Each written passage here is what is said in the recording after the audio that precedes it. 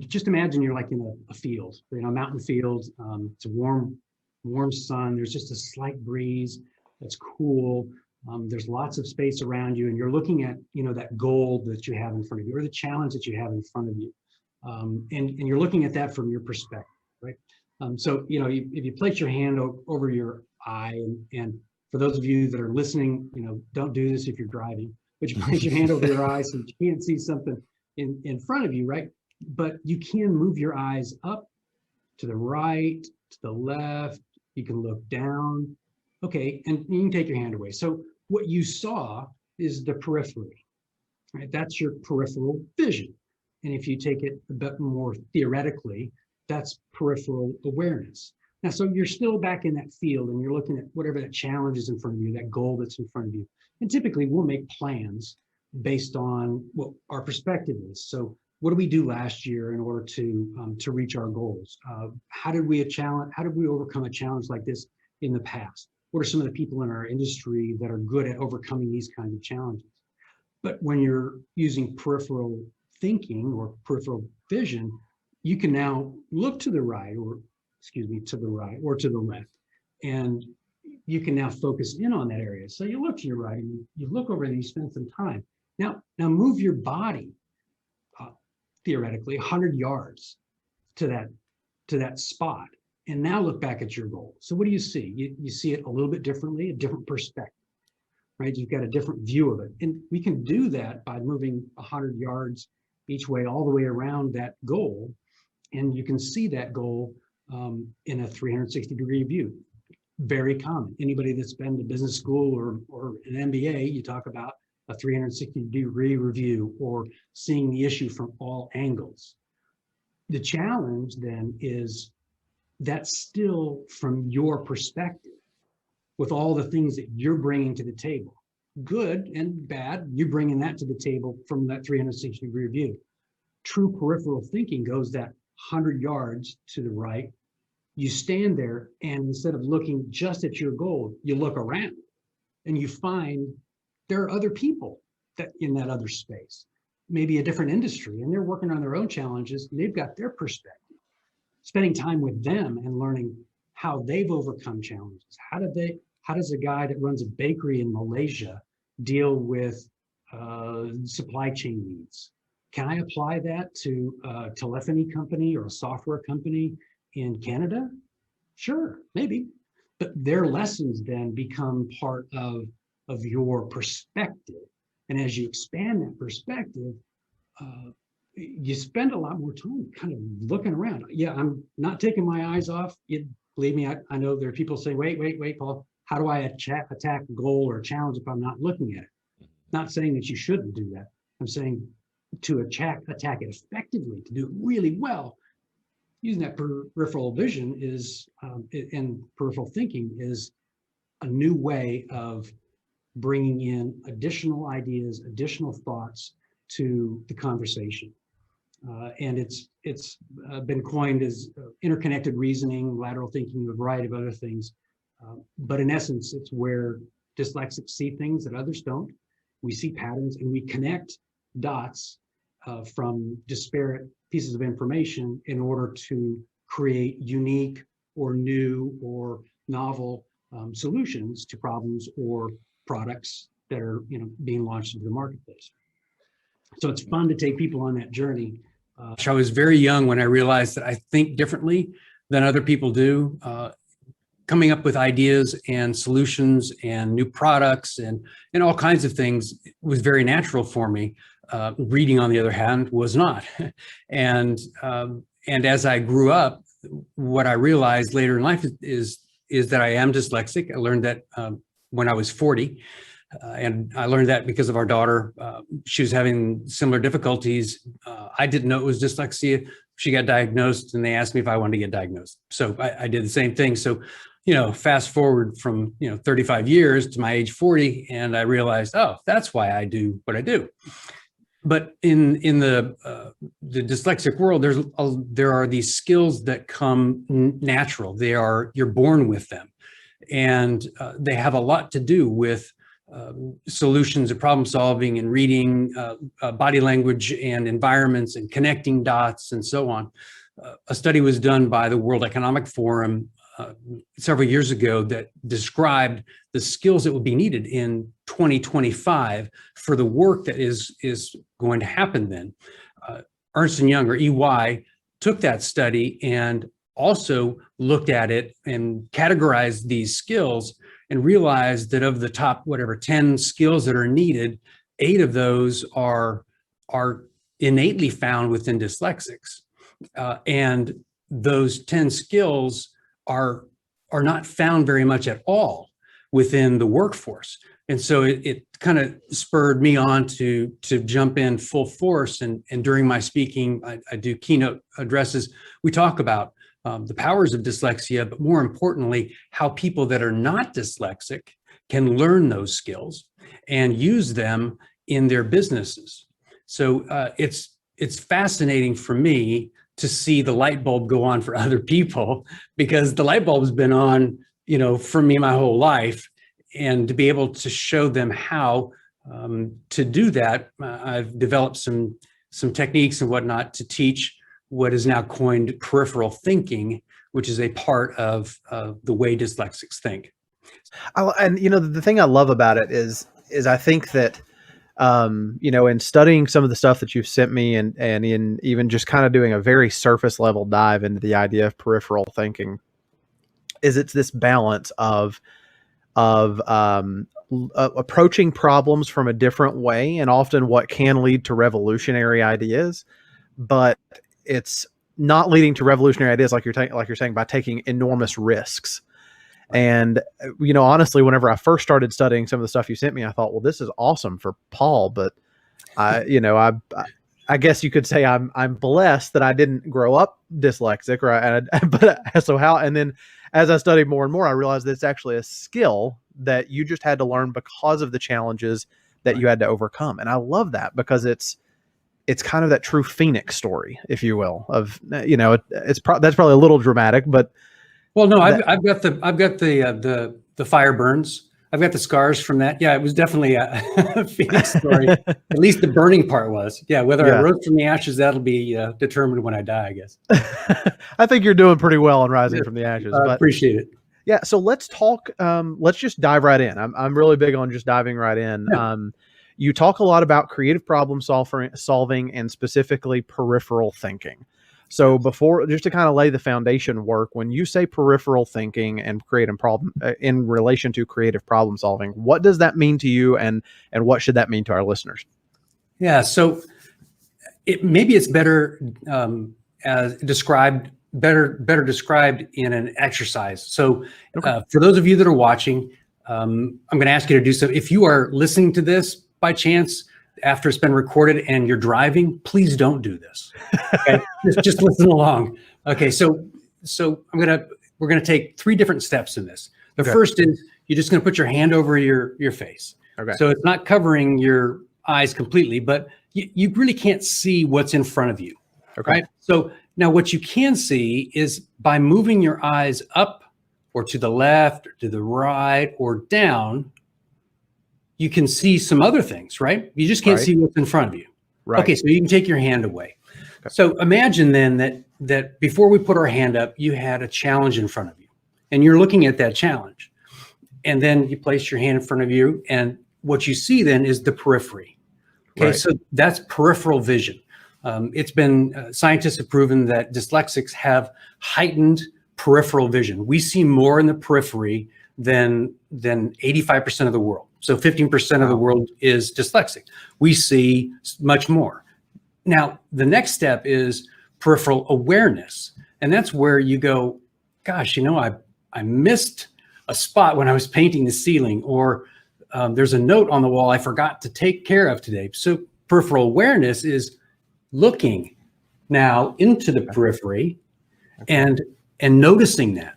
That's peripheral awareness. Okay. So imagine then that you've got that challenge in front of you and you've recognized the periphery. If you were to theoretically move, say 100 yards from your original position and look at your challenge from there, you have a different viewpoint, right? You'd see something perhaps different, maybe a little different detail of the challenge that you're facing, how deep it is, how wide, tall, all of that. Right. Peripheral thinking happens when you go to that new position, even if you've gone all the way around it, you've looked at the challenge, but you go to that new position, and instead of looking at your challenge, you look at what else is there in that 100 yards to the right or the left of where you started, and who else is there. That's where it starts to get exciting, because you're going to find other people, but they're not focused on your challenge. They're focused on their own and their own goals. And they have a perspective that they started with, and they've got lessons learned and things they're applying now to achieve that. Right. So I ask clients and other people, what does a bakery in Bulgaria have to do with a financial firm in Singapore? Well, probably more than you think. Okay. What does a printing card company in India have to do with a steel manufacturer in Pennsylvania? Probably more than you think. It used to be said, what does that have to do with the price of tea in China? Yeah. Well, what does a flu in China have to do with unemployment rates in the US? Wow. A whole lot. Yeah. Right? A whole lot. Yeah. So all of a sudden, in the last 18 months, the world's gone, okay, conventional wisdom, there's a lot more things going on here. Yeah. So that's kind of the beginning. When you move into the periphery and you learn from other people, other industries that seemingly are unrelated to yours, it's amazing the truths that can be applied. Yeah. Another principle for dyslexics is being able to connect dots and see gaps. That approximately 50%, don't quote me on this, about 50% of people that are recruited to NASA, they recruit specifically dyslexics. Wow. Because we see patterns where others don't see. So it's not a lot of fun for folks to say you're going to take a test, but only half the questions are there, and they're in partial questions, and you don't know how the test is going to be graded or if it's going to be graded. Well, dyslexics have a sense of what's happening because they're pulling information from a variety of different places.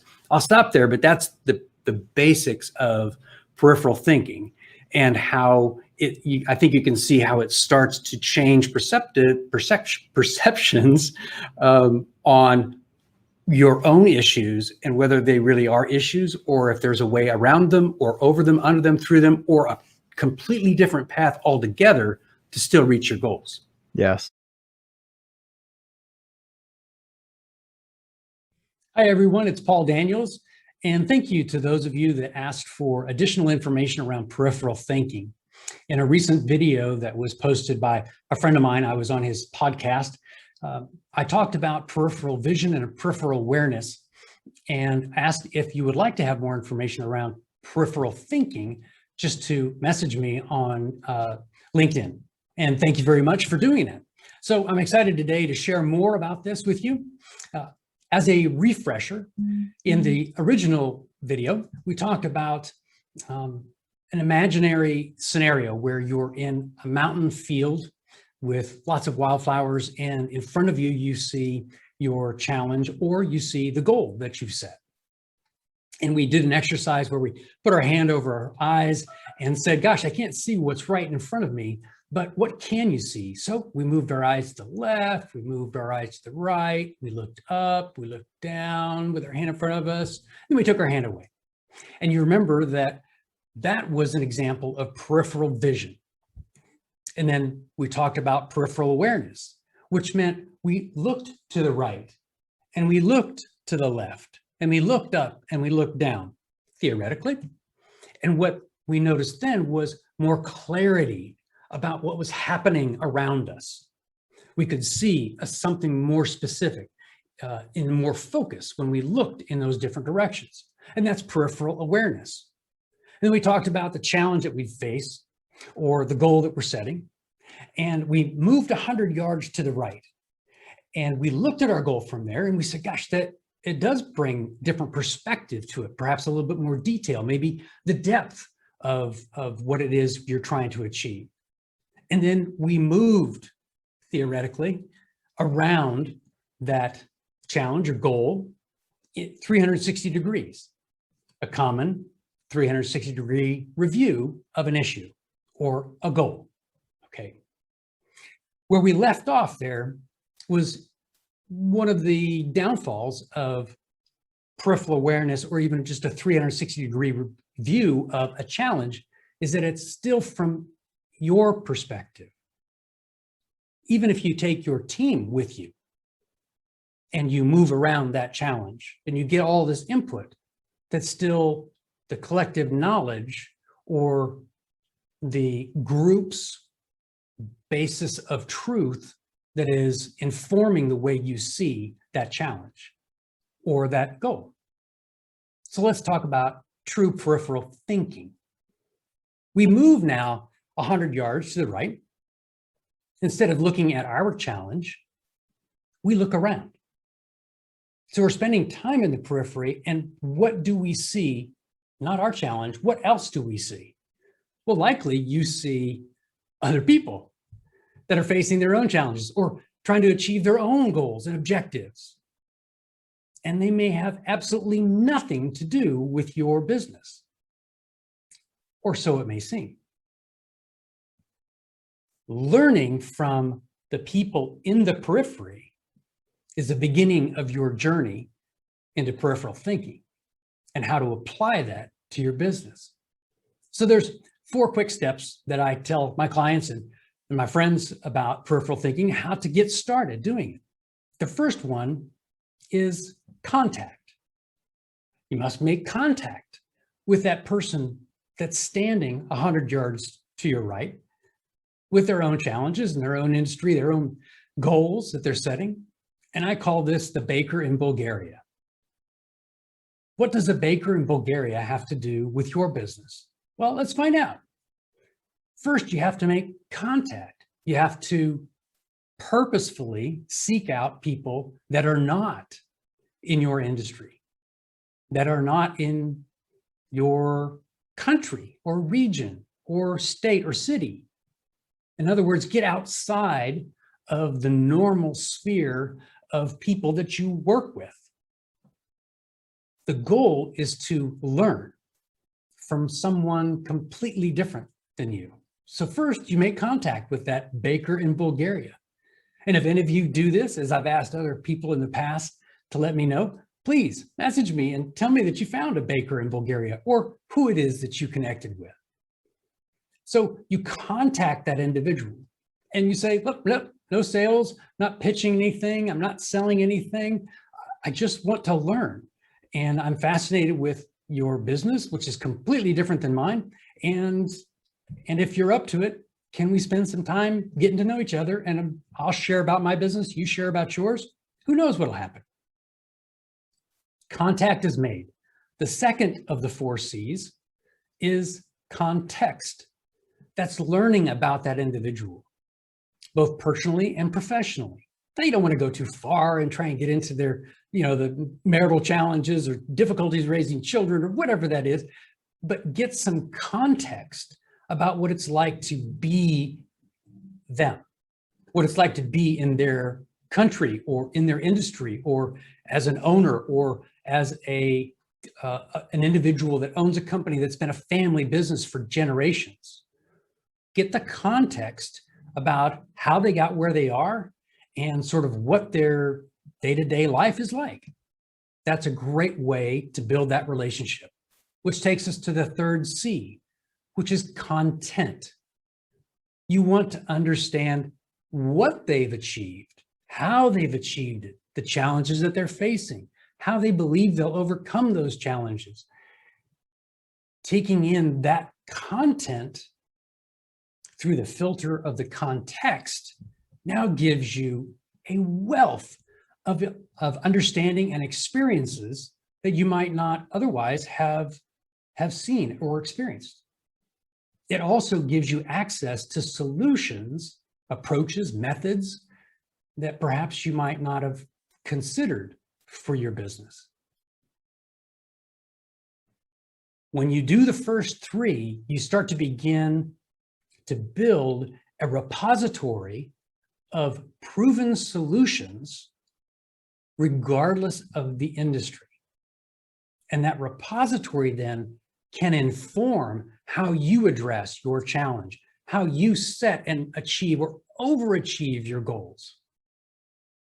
It's not uncommon for technology, for instance, that has been applied for decades in an industry to be considered revolutionary in another industry. It's how much innovation happens. Which takes us to our fourth C, which is connect. You begin to connect the solutions that you've gathered from your contact through their context and content. You now have a repository of actionable solutions that have already been proven. And you can choose which of those apply directly or could apply directly to your goal or your challenge, or could be mated with other solutions to create something brand new as a new goal, new product, new solution to a challenge that you're facing. So that's the beginning of peripheral thinking. There's a lot more to it, obviously, but I challenge you. Get out, meet some people, learn about them, learn what they have learned and the solutions that they've applied, and to determine whether or not it might apply to you. Until our next video, I'll see you in the periphery.